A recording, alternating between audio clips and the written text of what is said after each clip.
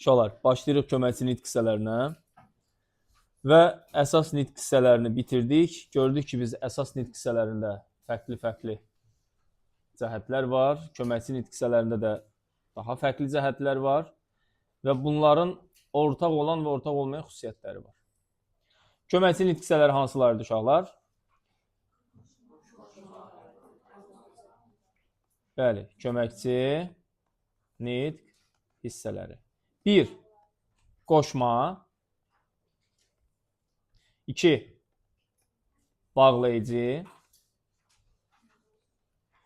3. Ədat. 4. Notal sözlər. 5. Nida. Ay sağ ol. Uşaqlar, deməli, köməkçi nitq hissələrinin əsas nitq hissələrindən fərqli cəhətləri var. Hansı fərqli cəhətlərdir? 1. Sadəcə qrammatik mənası olur. Yalnız qrammatik mənası nə olur? Olur. Nə deməkdir bu? Leksik mənası yoxdur. Heç bir leksik məna, heç bir həqiqi məna ifadə eləmir. Yəni artıq məcaziləşdirək, həqiqi mənada işlənsin, amonim olsun, çox mənalı olsun falan. Belə bir şeyləri olmur. İndi amonimlik məsələsi biraz fərqlidir. Olur. Əslində nə var? Leksik mənası olan sözlər arasında olmalıdır amonimlik. Amma biz baxırıq ki, məktəb qrammatikasında köməkçi nitq hissələrinin öz arasında, həmçinin həm köməkçi nitq hissə, həm əsas nitq hissəsi arasında müəyyən sözlər var ki, Elnar müəllim, onlar nə edir? Bir-birindən amonim olur. Leksik mənası olmadığı üçün uşaqlar suala cavab vermir. 3. Söz yaradıcılığında nə eləmir? İştirak etmir. İstisnalıq var, istisnalıq. Məsələn, bəzi qoşmalar var ki, deyək, məxsusluq, aidiyyət sözü var. Məsəl üçün, burada artıq aid və məxsus sözünün leksik şəkilci qəbul etdiyini, söz yaradıcılığında iştirak elədiyini görə bilirik. Və yaxud da heç nə var, heç kim var əvəzlikdə. Elədirmi? Heç kəs. Nə edirik? Ədatı mürəkkəb sözün tərkib hissəsini təşkil elədiyini görürük. Və yaxud da başqa nə ola bilər? Həm fikir, həm söhbət, həm vətən sözlərində həm bağlayıcısının mürəkkəb söz düzəltməsini görə bilirik. Bunlar təbii ki, istisna durumlardır. Söz yaradıcılığında iştirak etmir. Sonra müstəqil cümlə üzvü olmur. Niyə müstəqil cümlə üzvü olmur dedik? Çünki bəzi hallarda qoşma, qoşulduğu sözlərlə indi keçəcək inşallah. Qoşulduğu sözlərlə bərabər cümlə üzvü ola bilir.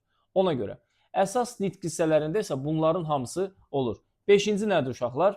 Söz birləşməsində müstəqil tərəf olmur. Tərəf olmur. Nə deməkdir bu?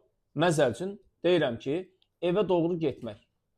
Evə doğru getməkdəki evə doğru bir söz sayılır, getmək bir söz sayılır. Söz birləşməsi demişik ki, 2 dənə sözdən ibarət olur, düzdürmü? Burada biz evə doğru sözünü götürsək, baxırıq ki, evə doğru 2 dənə sözdür. Amma söz birləşməsi sayılar mı? Yox. Niyə? Çünki biri köməkçi nitq hissəsidir və bu zaman söz birləşməsi olmayacaq. Başa düşdükmü əsas nitq hissələrini köməkçi nitq hissələrindən fərqləndirən cəhətləri? Anladıq arzu?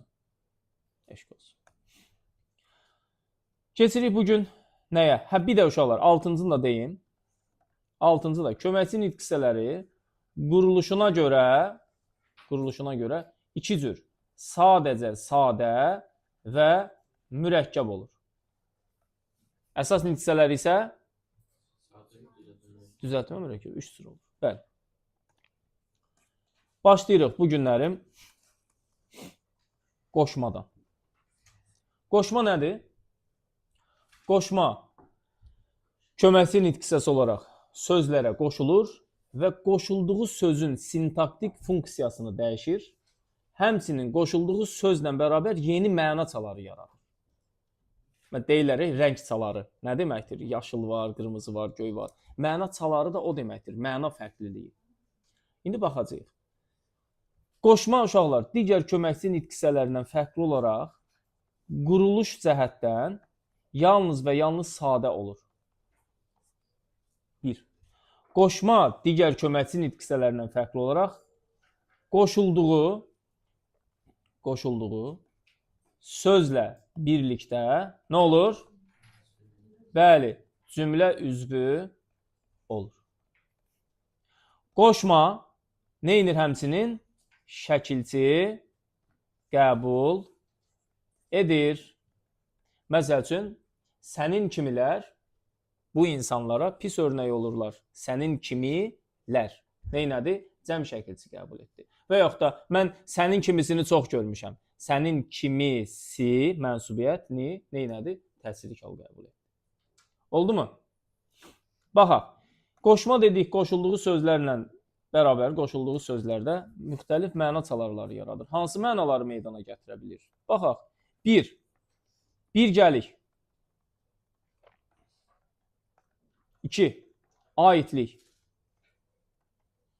3. Fərqlənmə. 4. Məsafə. 5. Zaman. 6. İstinad. 7. Səbəb. Məqsəd. Başqa nə qaldı? 8. İstiqaməti yazmışam. İstiqamət və yaxud da soyuq qamət. 9. Benzema. Bənzətmə. Düzdürmü? 9 dənə fərqli məna çaları gördük. Yeni fərqli mənalar gördük. Düzdürmü? İndi baxaq bunların hamısını bir-bir məna növlərini izah eləyim. Ondan sonra bir də ismin hansı hallarından işlənməsinə baxaq.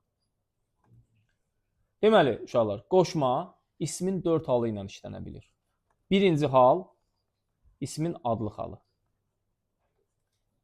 Adlıq halla işlənən qoşmalar hansılardır? Məsəl üçün, kimi, qədər və tək qoşması. Bu qoşmalar qoşulduğu sözlərdə əsasən düzəldir nə? Bənzətmə mənasını. Bənzətmə. Məsəl üçün, deyirəm ki, Nihat mələk kimi xeyirxahdır. Baxın, neynədik? Xeyirxahdır kim? Nihat.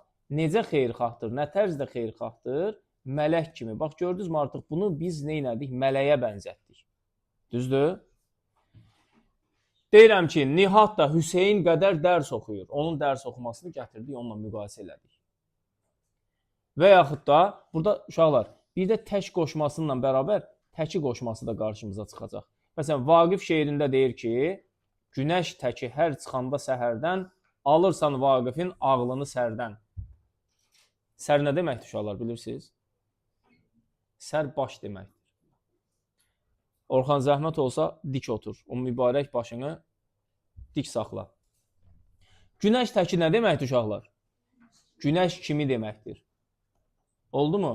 Və yaxud da günəş tək. Bu formada da işlənə bilir.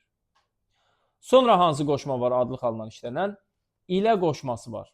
İlə qoşması bəzi hallarda şəkilçiləşmiş versiyada da sözlərə qoşulur. Bunu keçən dəfə zərfi keçəndə də dedik. Yadınızdadır mı? İlə qoşması uşaqlar bildirir bir vasitə alət mənasını, bir də bildirir birgəlik mənasını. Necə olacaq vasitə, necə olacaq birgəlik? Mən deyirəm ki, Ramal ilə dərs oxuyuruq. Bəli, dərs oxuduğum adam kimdir? Ramal. Ramalla bərabər dərs oxuyuruq. Və yaxud da deyirəm ki, atamla kəndə gedirik. Kəndə getdiyim adam kimdir? Atam və bərabər gedirik. Bu olacaq nə? Birgəlik qoşması. Hər zaman birgəlik olmur. Bəzən vasitə ola bilir. İndi məsəl üçün bunu belə desək. Maşınla kəndə gedirik. Maşınla birgə gedirik, yoxsa kəndə getmə vasitəmiz maşındır? Ay sağ ol. Çəkiclə mismarı yerinə vurdum. Düzdürmü? Çəkiclə bərabər vurdum, yoxsa çəkici vasitə kimi bir əmək aləti kimi istifadə elədim. Demək ki, bu ikisində də artıq biz nə görəcəyik? Vasitə, alət mənasını görəcəyik. Oldu mu? Vasitə birgəlik. Deməli uşaqlar, ilənin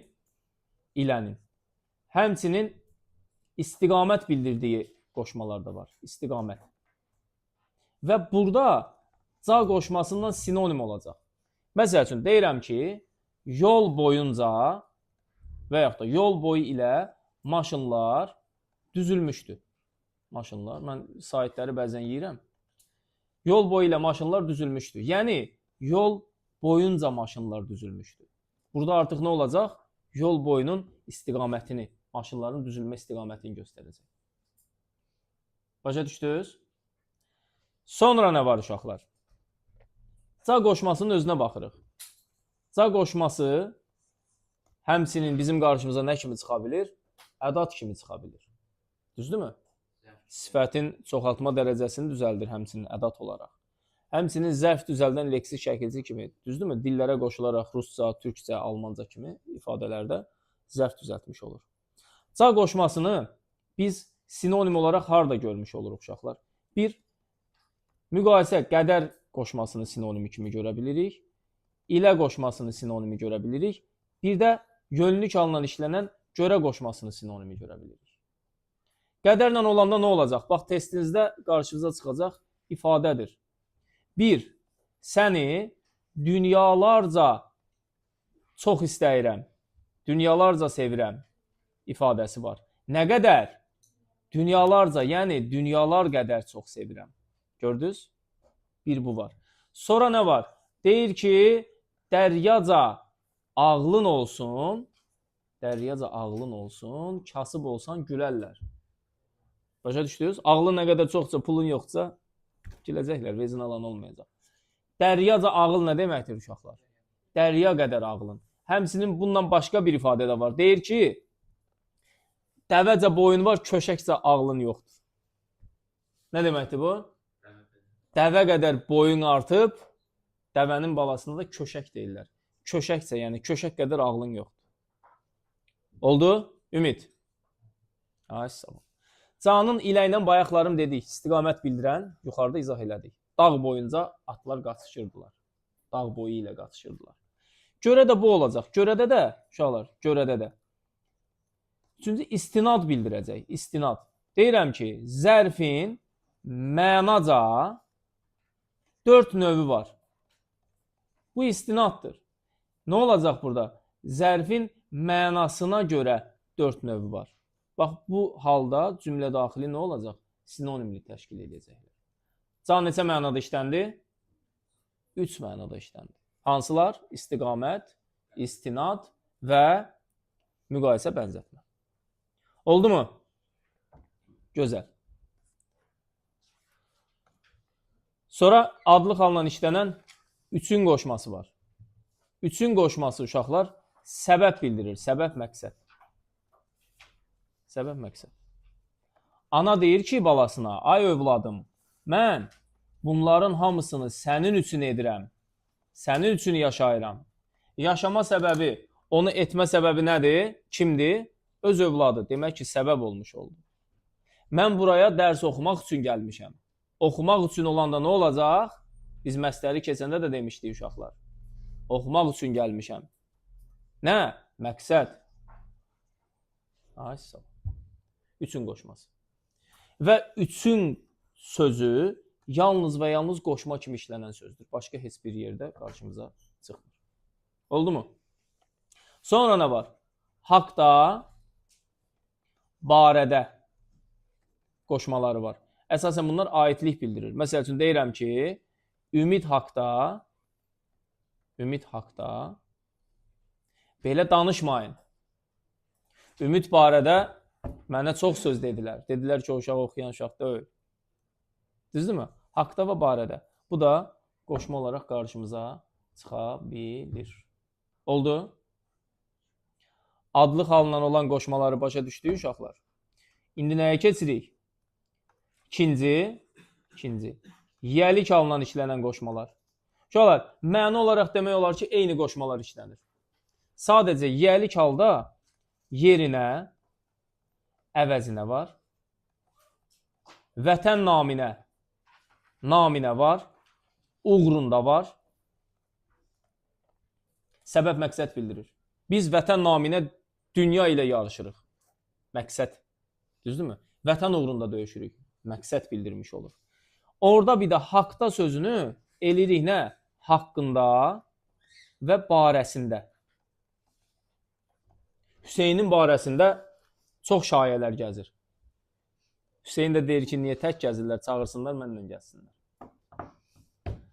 Və yaxud da Hüseynin haqqında belə danışmayın. Hüseyin axı yaxşı insandır. Hə Hüseyin? Bildiniz də geniş izah eləmirəm. Orada mən yuxarıda bir şeyi yüngülcə qarışdırdım. Yüngülcə. Nə olmuş olacaq? Bax, buradakı sənin üçünü görürsünüzmü? Sənin üçün yəlik alınan işlənmiş qoşmadır. Oxumaq üçün isə adlıq alınan işlənmiş qoşmadır. Yəni, üçün qoşması fərqi yoxdur. Yəliklə də işləndikdə, adlıqla da işləndikdə eyni mənanı ifadə eləmiş olur. Məna nə idi? Nə mənası idi üçün? Nə mənası düzəldirdi? Səbəb, məqsəd düzəldirdi. Ay, sağ ol. Adlıq alınan başqa bir dənə işlədə bilərik. Deyirəm ki, Akif üçün hədiyyə aldıq. Kim üçün?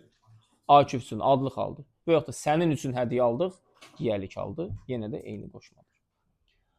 Başa düşdük uşaqlar. Yiyəlik aldı, geniş izah eləməyə ehtiyac yoxdur yəni. Keçirik. Üçüncü nəyə?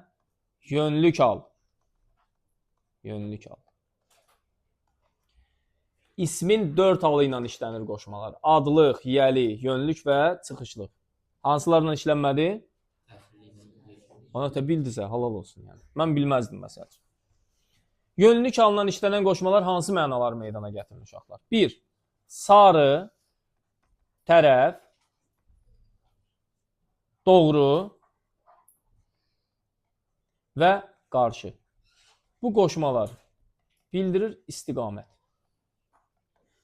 Deyirəm ki, məktəbdən çıxıb evə doğru və yaxud da evə sarı, evə qarşı, evə tərəf neynədir?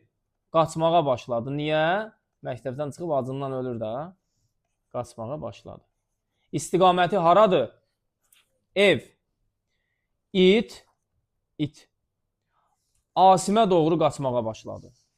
Və yaxud da Asimə doğru, Asimə tərəf gəlirdi. İtin gəldiyi istiqamət haradır? Kimdir? Asim. Asimə tərəf. İstiqamət götürüb bu tərəfə gəlir. Başa düşdünüz? Bu bir. İstiqamət bildirdi. Sonra nə var? Kimi, qədər.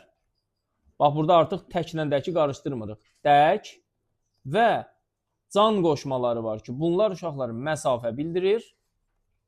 Yerinə görə zaman bildirir. Zaman məsafəsi deyək də. Amma onu artıq zaman kimi götürürük. Cümlədə zaman zərfliyi olur. Kimi, qədər, dək, can. Uşaqlar, baxın. İndi belə olur. Acından öldüyü üçün məktəbdən çıxıb, neynədir? Evə kimi qaçdı. Aynen, mənə yemək ver. Evə kimi qaçdı. Qaçma məsafəsi nədir? Məktəbdən evə qədər olan məsafə. Və yaxud da evə qədər qaçdı. Evə dək qaç. Bax, bitişik yazılacaq. Evə dək qaçdı və yaxud da evə cən qaçdı. Bəli, bir hecalı qoşmalar orfoqrafik cəhətdən bitişik yazılırlar. Xas qoşması istisnadır təbii ki. Bir də bu var ki, fikirdən səhərəcən yata bilmədi. Səhərəcən yatmadı. Səhərə kimi yatmadı. Burada artıq nə müddətə, nə zaman, səhərəcən, səhərə qədər. Düzdür? Dərs bitənə qədər gözümü yummadım. Nə müddətə, nə zamana? Dərs bitənə qədər. Yönlük al, feili sifətlə işlənib, qədər qoşmasından zaman anlayışı bildirəcək artıq. Oldu? İndi biz burada nə gördük uşaqlar? Kimi qoşmasının, qədər qoşmasının qoşma olaraq amonimliyini gördük. Çünki birində bənzətmə bildirdi, müqayisə bildirdi. Birində isə nə bildirdi? Məsafə bildirmiş oldu. Zaman bildirmiş oldu. Kimi sözü həm də əsas nitq hissəsi olaraq nədir? Kimi dərs oxuyur, kimi yazı yazır, qeyri-müəyyən əvəzlik. Bəs yaxşı uşaqlar, desəm ki, kimi axtarırsan cümləsindəki sual əvəzliyi olan kimi, bu kimi ilə amonim ola bilərmi? Ola bilərmi? Kimi axtarır? Ola bilməz. Niyə? Çünki buradakı i təsirli kal şəklisidir. Bunun başlanğıc forması kimdir? Bunun başlanğıc forması kimidir? Oldu mu? Bəli, müəllim, oldu. Növbəti. Növbəti. Aid, dair, xas və məxsus qoşmaları nə bildirir? Aidlik bildirir.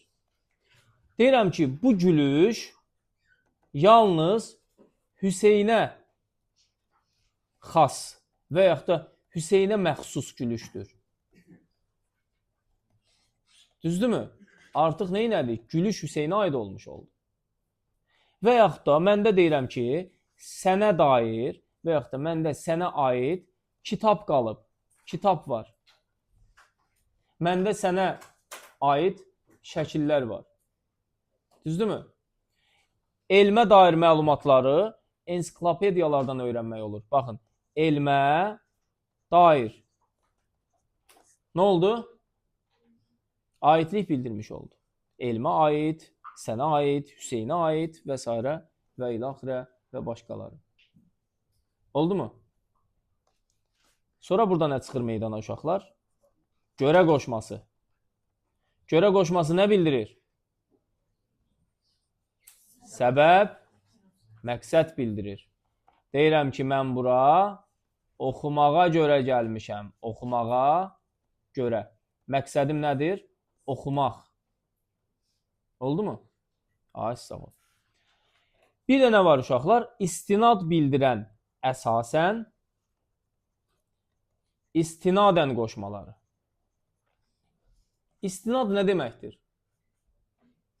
Əsaslanma. Deyirik ki, bu xəbərləri AzTV-yə əsasən bildiririk. AzTV. Düzdür? Mənə gələn bu məlumatları Ümidin dediyinə əsasən danışıram. Ümidin dediyinə əsaslanıram mən artıq. Ümidin dediyinə istinadən danışıram. Ona əsaslanıram. Buna istinad deyirlər. İstinad, əsaslanma. Deyirəm ki, bala, sən bu məlumatları nəyə istinadən deyirsən? Deyirsən ki, müəllim, elmi məqalələr oxumuşam, məqalələrə əsasən. Yəni, dayanma. Türklər ona dayanma deyir. Sənin dayanma nöqtən nədir burada? Əsaslandığın mənbə nədir? Məqalələr. Oldu Zəhra? Yuxun şirin olsun bala. Bu da gönüllü şamla işlənən qoşmalarımız uşaqlar. Növbəti 4-cü çıxışlıq halla işlənən qoşmalardır. Çıxışlıq hal. Hansı qoşmalarımız var? Başlayaq. Deməli, ayrı, başqa, savayı, özgə, qeyri qoşmaları var ki, bunlar nə bildirir? Fərqlənmə bildirir, fərqlənmə. Necə fərqlənmə? Məsəl üçün, binaların həyətində görmüşsə bəzən olur, o nənələr körpə uşaqlarını, körpə nəvələrin qucaqlarında gəzdirirlər. Deyir ki, uşaq məndən başqa heç kimdə durmur. Düzdür mü? Artıq orada nəvələrini reklam edirlər. Məsələn, deyir ki, uşaq atasından savayı kimsə ilə danışmır. Demək ki, atasını hər kəsdən fərqləndirir. Fərqlənmə qoşması budur. Və yaxud da mən deyirəm ki, Ümid, səndən başqa heç kimə güvənmirəm. Səndən başqa. Bu deməkdir ki, səni hər kəsdən fərqləndirirəm. Başa düşdün Ümid? Düzdür, güvənmirəm sən olsa. Yəni, o mənada meydana çıxmış olur. Meyvədən başqa heç nə yemirəm. Meyvədən qeyri heç nə yemirəm. Görürsün, artıq meyvəni demək ki, hər şeydən fərqləndirirəm ki, başqalarını yemirəm, sadəcə meyvə yeyirəm. Düzdür? Bu deməkdir fərqlənmə. Sonra nə var çıxışlıq halda? Əvvəl,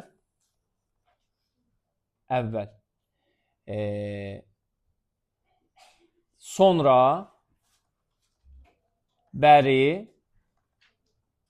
sən gedəndən əvvəl, sən gələndən əvvəl, hə uşaqlar, qabaq. Deməli, belə bir məsələ var. Bax, bu qabaqla əvvəl hər ikisi əvvəlki zamanı bildirirlər. Sonra ilə bəri isə sonraki zamanı bildirirlər. Hər zaman zaman anlayışı bildirsələr də, biz bunları nə eləmirik uşaqlar? sinonim kimi eyni yerdə işlədə bilmirik. Zəhmət olmasa Asim, Orxana bir dənə şapalaq vur ayılsın. O gözləri düşdü dodaqlarının alt tərəfinə. Nə olub bala? Gizli uşaq saxlamısan? Deyirəm ki, Hüseyin müəllim. Dərsi Hüseyin üstünə qurduq. Hamı səndən əvvəl gəldi. Səndən əvvəl gəldisə, demək ki, sən gecikmisən. Düzdürmü? Burada nə ilə əvəz eləyəcək bunu? Hamı səndən qabaq gəldi. Nə zaman gəldi? Səndən əvvəl. Bütövlükdə uşaqlar, baxın, bayaqlarım əvvəl sözündən bağlı bir test düşmüşdü zərfdə. Əvvəl nə zaman qoşmadır? Nə zaman zərfdir Zöhrab? Bax, testdə çıxır qarşımıza. Çıxışlıq haldan sonra gəlibsə, qabaq sözündən əvəzləyə biliriksə, nədir? Qoşmadır. Əvvəl müstəqil işlənibsə, qoşma ola bilməz. Deyirəm, bala, əvvəl sən uşaq olardın. Nə zaman? Əvvəl. Keçmişdə. Orxan, gözlərin getdi, Orxan. Orxan, qalx ayağa bir dənə. Qalx ayağa. Nə olub, bala? Elə qal. Ayaq üstədir. Yatdı uşaq, 3-4 dəfə yuxu gördü, qorxdu, 80-də oyandı. Nə olub, ay kişi? Ged üzvə su vur, gəl. Aya da getmə, dağıdacaqsan aləmi. Telefon götürdü, getdi. Zərəb, sən də yuxun gəlir. Can. Dərsimiz qutaraq, şapalaqlayacam, ayılacaqsın. Baxın, əvvəlin qoşma kimi işlənmədiyi, amma çıxışlıq haldan sonra gəldiyi bəzi məqam var. Burada artıq məna cəhətdən diqqət eləyəcəyik. Deyirəm ki, maşından əvvəl Ümid düşdü. Ümid, sonra Hüseyin düşdü. Nə olub bu uşaqların mən? Əvvəl Ümid, sonra Hüseyin düşdü. Baxın uşaqlar. Buradakı əvvəl sizcə qoşma ola bilər? Zöhrab. Qoşma olması üçün o deməkdir ki, maşından əvvəl Ümid düşdü. Deməli, Ümid düşüb, sonra maşın düşüb. Başa düşdünüz? Məna olaraq meydana çıxmır. Biz bunu gətirib bunun əvvəlində işlədə bilirik. Bax, əvvəlcə maşından Ümid, sonra Hüseyin düşdü. Həm də burada işlənən sonra bizə onu göstərə bilir ki, bax, müstəqildir, çıxışlıq halından işlənməyib. Demək, müstəqil burada zaman zərfidir deyə, bu da müstəqil zaman zərfi kimi işlənir. Oldu mu? Yəni, diqqət eləmək lazımdır burada. Amma olsaydı ki, səndən əvvəl uşaqlar gəldilər. Demək ki, sən gəlmirsən, amma səndən əvvəl də uşaqlar gəlir. Burada müstəqil şəkildə qoşma kimi işlənə bilir. Oldu mu? Sonra və bəri. Məsəl üçün, deyirəm ki, sən gedəndən bəri və yaxud da sən gedəndən sonra üzümüz gülmədi. Nə zaman? Sən gedəndən sonra, sən gedəndən bəri. Hər ikisi. Və yaxud da deyirəm ki, zavod 1972-ci ildən bəri fəaliyyət göstərir. 1972-ci ildən sonra fəaliyyət göstərir. Başa düşdünüz? Burada da diqqətli olmaq lazımdır uşaqlar. Növbəti çıxışlıq halla işlənən qoşmamız nəyimiz var uşaqlar? Ötürü qoşması. Ötürü. Ötürü nə bildirir? Səbəb bildirir. Səbəb. Baxın, ötürü ilə ötərini qarışdırmırıq. Ötəri yalnız və yalnız ya zərf və ya sifət kimi, əsas nitq hissəsi kimi işlənir. Ötürü isə hər zaman qoşma kimi işlənir. Dildə qarışdırırlar. Səndən ötəri yaman darıxmışam. Ötəri deyil, axı səndən ötürü ötəri darıxıb deməkdir bu. Mırta darıxıb. Oldu mu? Bax, darıxmasına səbəb nədir? Kimdir? Sən. Səndən ötürü darıxmışam. Keçmiş günlərdən ötürü burnumun ucu göynüyür. Günlərdən ötürü. Səbəb nədir? Keçmiş günlər. Başa düşdünüz? Bu isə ötəri baxmaq, ötəri nəzər, ötəri danışmaq, ötəri salamlaşmaq. Bunu keçəndə və zərifi keçəndə də dedik. Düzdürmü? Diqqətli olmaq lazımdır. Nə qaldı uşaqlar? Sarı, yana. Sarı, yana. Bir də burada tərəfi də işlədirlər uşaqlar. Bu qoşmaları daha çox belə deyək də, biz yaşda və siz yaşda insanlar deyil, bizdən yuxarıdakılar işlədirlər. Deyir ki, abala, səndən sarı yaman narahatam. Səndən yana yaman narahatam. Bu da artıq nə bildirəcək? Səbəb məqsəd bildirmiş olacaq. Darıxmasının və yaxud da narahat olmasının səbəbi kimdir? Sən. Başa düşdünüzmü? Bax, bunlar da qoşma kimi istifadə olunurlar. Amma biz bunları işlətmirik. Hansısa işlədirsiniz, sarını, yananı, tərəfi. İşlətmirik. Ha? Səndən sarı, ondan sarı. Yox, bu mənada ola bilsin ki, sən işlədirsən də. İndi sən olsun keçmişin adamlarındansan, yəni nə deyə bilərəm. Elə Zənfira? Belə, uşaqlar, bunlar qoşmanın işləndiyi ismin halları, bütün məna növləri. Qoşma ilə bağlı əsas məsələlərimiz bitdi. Qaldı testlərdə qarşımıza çıxacaq məsələlər. 1. Tək hecalı, bayaqlarım dedik, qoşmalar, xas istisna. Neynir? Bitişik yazılır.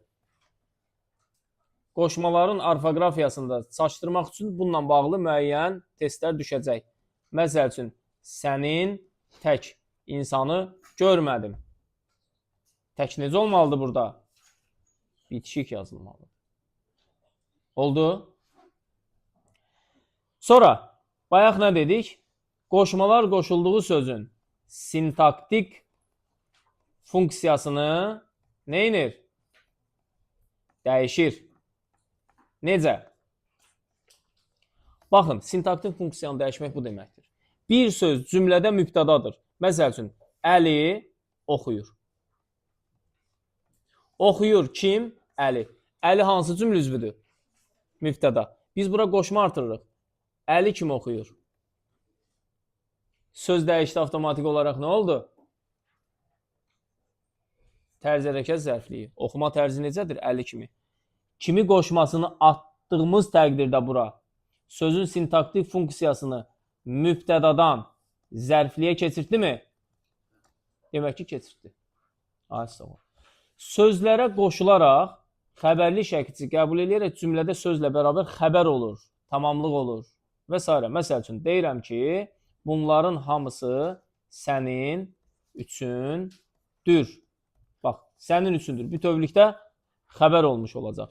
Və yaxud da sənin kimilərini çox görmüşük. Kimi? Sənin kimilərini. Baxın, gördünüzmü? Cəm şəkilçi, mənsubiyyət və təsirlik hal şəkilçi qəbul etdi. Cümlədə tamamlıq oldu. Qoşma qoşulduğu sözlə Zöhrab bərabər mübtəda olmur deyə bir ifadə var, amma olur. Deyirəm ki, sənin kimilər bu millətin nəyidir? Güvən yeridir. Kim? Sənin kimilər. Olacaq nə? Kim sualına cavab verərək cümlədə qoşmalı söz mübtəda. Başa düşdükmü? Allah sizi qorusun. İndi isə, uşaqlar, keçirik 4-cü. Qoşmaların amonimliyi. Qoşmaların hansı nitq hissəsindən amonimliyi olduğunu indi baxacağıq, görəcəyik. Bayaq dediyimiz kimi, əvvəl, bəri, sonra, qabaq, qarşı, kimi, qədər, tək, sarı, sonra, sarı, kimi, qədər, dək, can, görə. Məsələn, görə sözü var, uşaqlar. Görə sözü amonim olmasa da arzu şəklində olan feil kimi işlənə bilir. Sonra, əsasən sözü var. Əsasən. Doğru. Səndən əlavə, qeyri, özgə, başqa, ayrı və s. Canı da yaza bilərik, əlbəttə. Canı, iləni də yaza bilərik. Düzdürmü, Orxan? Baxaq, əvvəl zərf kimi. Bəri, yer zərfi kimi. Sonra zaman zərfi kimi. Qabaq, sifət kimi, zərf kimi işlənə bilir. qarşı isim kimi, zərf kimi işlənə bilir. Kimi əvəzlik kimi işlənə bilir. Qədər isim kimi işlənir. Qədər sözü nə demək bilirsinizmi? Alın yazısı, tali, türklər kader deyirik, kader. O, tək nə olacaq? Sifət və yaxud da zərf kimi, sarı, feil və sifət kimi, əsasən motal söz kimi, əsasən cümlənin ortasına yazılıb hər iki tərəfindən vergül qoyulanda olur modal söz. Deyirəm ki, Nəcmə dərslərini əsasən səhərlər oxuyur. Burada artıq nə olacaq? Modal söz. Yekun bir fikir var. Bir də deyirəm ki, bu fikirlərə əsasən, bu xəbərlərə əsasən, bu şayələrə əsasən. Elə Hüseyin. Sonra, doğru, sifət və yaxud da zərf kimi, əlavə nədir? İsim kimi istifadə olunmuş olur. Qeyri sifət kimi istifadə olunur. Özgə sifət kimi, başqa sifət kimi. Ayrı həmçinin sifət və ya zərf kimi. Ca ədat kimi. ilə bağlayıcı kimi və s. Deməli, üçün qoşması, ötürü qoşması dəkdir, savayıdır. Sonra nələr var? Başqa. Barədə qoşması. Bunlar ümumi olaraq sadəcə və sadəcə qoşma kimi işlənən sözlərdir. Nə sözü? Maşının qabaq təkəri, bəli, sifət ola bilir. Qabaq sözü zərf kimi istifadə olunur. Necə? Həm zaman zərfi, həm yer zərfi. Məsəl üçün deyirəm ki, qabaqda çoxlu düşmən qoşunu var. Harada? Deyirəm ki, qabaq sən uşaq olardın. Əvvəl sən uşaq olardın mənasında. Oldu mu? Anladıq uşaqlar. Sualınız var? Çox sevindim. Çox duyğulandım. Və çox şükür elədim. Qoşmanın hamısını oxuyacaqsınız.